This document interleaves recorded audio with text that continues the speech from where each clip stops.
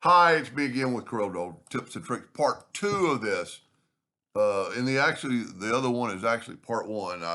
Normally I don't know I'm going to make a second part, but I decided the video is going to be too long to do exactly what I wanted to do and show you.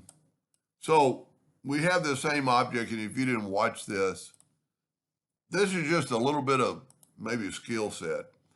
This is your object origin, okay? And we know that our nudge is that.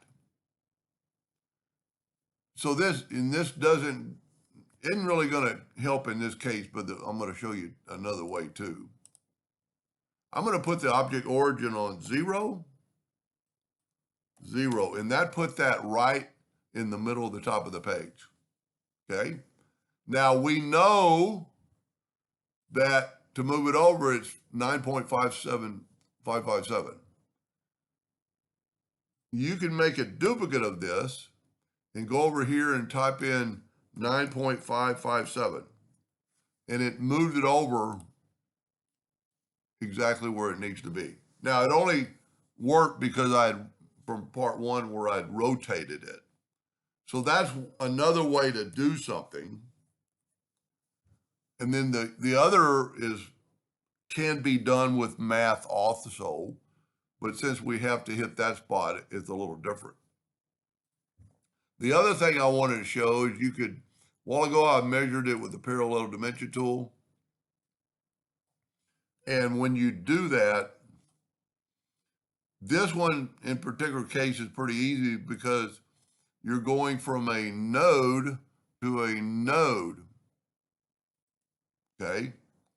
But let's say it was at a different angle and it wasn't particularly have a node.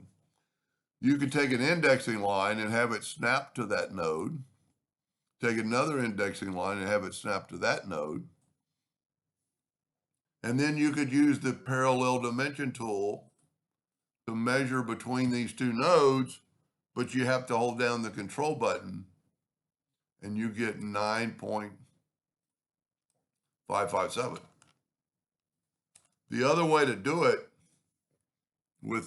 is a macro, excuse me, and I will leave a link to the macro. It's a free macro by our friend Eskimo.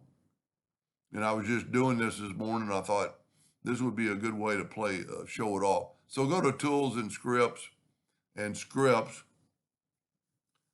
go right here to Guideline Distance and Start.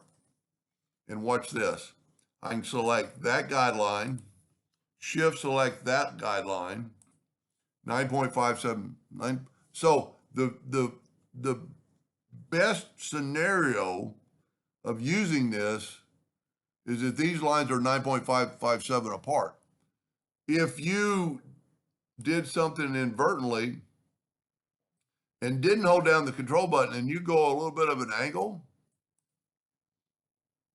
now I overdid the angle, but we're at 958. Where this macro, shift select the two macros, and you got the exact same thing it is. Anyway, hope that was, and I'll put a link to the video at the bottom of this. A link to this macro at the bottom of the video. Thank you for watching.